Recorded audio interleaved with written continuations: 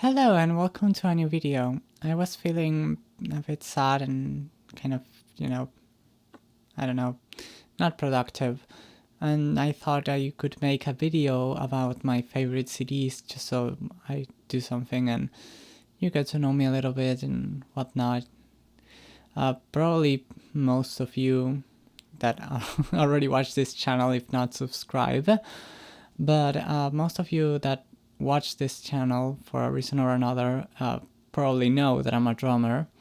I am a musician and I perform and stuff and I create and whatnot. Well, I try to. And I was going to show you two of my favorite CDs. I cannot choose, one. I have quite a few favorites, and I'm going to show you two. One that you probably expect coming from a drummer, and another one that you probably don't expect. I don't know. Wow, that's the catch of the video. Keep watching, don't ruin my retention. Let's begin by the one you probably know, or better said, you already expect, which is, Dream Theater's Scene from a Memory. Well, this album is, quite the comeback for Dream Theater, and their first produced by them album. And of course, I got it on CD because that's a thing that runs through my family, I guess, or part of it. And yeah, so this CD basically is a favorite because it's just every song is good to my ears. So perhaps the one I like the least, The Spirit Carries On. I know that's a song that a lot of people like and get very emotional with it, and sometimes I do too. I'm not gonna lie, but I don't know, it just doesn't hit it for me, especially the CD version, the studio version. But I really like it. It has a lot of cool drum parts and whatnot. It also has the Dance of Eternity, the most technical song, most difficult song ever, whatever, because it has 116 time signature changes, something like that. I don't know, I might put it on screen, I might not, I don't know if I'm going to really edit a lot of this video. As you can notice, it's no script whatsoever. I'm just letting my thoughts run because I don't know, I never do that, and it's quite difficult for me to do it. So yeah, this playing drums along with this, I can cover every song. Not to flex, but I can do it. I've learned it all. It's a pleasure, especially Finally Free. It's kind of like you got that final drum solo there to take all of your anger, take all of your feelings. Finally Free is a really good song, quite possibly one of my favorites from this CD. It just hits really good. And I don't know, I really like it. It's really good album, very well written. I don't know how to write good songs, but to me it's a very good, well written album, especially musically. I like how everything ties together, and I like how it sounds. I don't know. I just wish it was a little bit more bright. It's kind of really, I don't know, flat sounding, but it doesn't really have any sparkle to the sound. That's the only thing I can criticize of it, The rest, I think it's pretty good. And the unexpected album is Barcelona by Freddie Mercury and Montserrat Caballé. This is a really good album. Another one that hits from top to bottom. I guess the one song that I really like is Exercises in Free Love. it's just incredible. Freddie's vocals on that song, it's a demo that became a song actually. It was Freddie's form of guide to Ensueño. Yeah, and well, he wanted to kind of basically tell Montserrat, hey, this is how I want it to sound, and he did such a wonderful job that he turned it, that it became a song, an actual song. And then this is a really good album to listen to, because of how all the dynamic range, it sounds clear, it sounds really good. It just sounds really good. And it has a lot of surprises. Then you first have Barcelona, that's the most popular song out of this. It's a single and whatnot. And well, it sounds really good and has Spanish and English. But then you have La Japanese, or whatever it's pronounced, La Japonese. And there he sings in Japanese. There they sing in Japanese, and you're like, what the? It's just a constant surprises. And of course they all sound great. This is a new version where they actually recorded the orchestra, and well, it has a few changes too, because in the original one, I believe the orchestra and all of that were synthesizers and keyboards and stuff. It was really well made.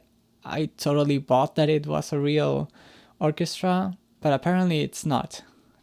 Someone in the comments probably knows, but I don't. I'm not in the comments. I am in the video. Then you have The Fallen Priest, in a cool song in English. Then Ensueño, which I believe is completely in Spanish. Really good song. The Golden Boy. That's a really good song. It goes from dark and evil to bright, and with choirs and stuff, and it's so good, because all these mood changes and whatnot. Then you have Guide Me Home, which is a really calm song with just piano and vocals. Amazing. How Can I Go On, and another classic, I guess, single, I believe. Exercises in Free Love, which is the one I talked about in the beginning. And then you have Overture Picante, where La Repicantean, where it basically goes back almost through all the songs, basically. And it's an incredible, it's really good to listen to, put in a good volume where loud things are loud and quiet things are quiet. It's one to turn up the volume and have the moments where the choir, I think there is a choir. I think there's a bit of Golden Boy in it, but just listening to the trombones and all the brass instruments, all going absolutely loud, and everything just going bam, and then everything quiets down. And then it's loud, and then it quiets down. I love it. It's really good to listen to. I don't know. So,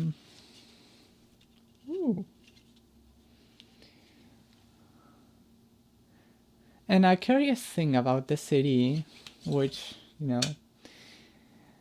at one time I kind of wanted to know what La Japanese was all about, and since I had a CD, well, I thought I might read the actual booklet instead of googling it. And La Japanese is in both Japanese and English. The Japanese text is in Japanese, like kanji, or however the characters /symbols /whatever the proper naming is. I don't know if it's in focus, I hope so. For the rest or most of the world, it's not readable. So that's a fun thing I've learned the exact moment I wanted to learn about it. Came in for a subject and left with another.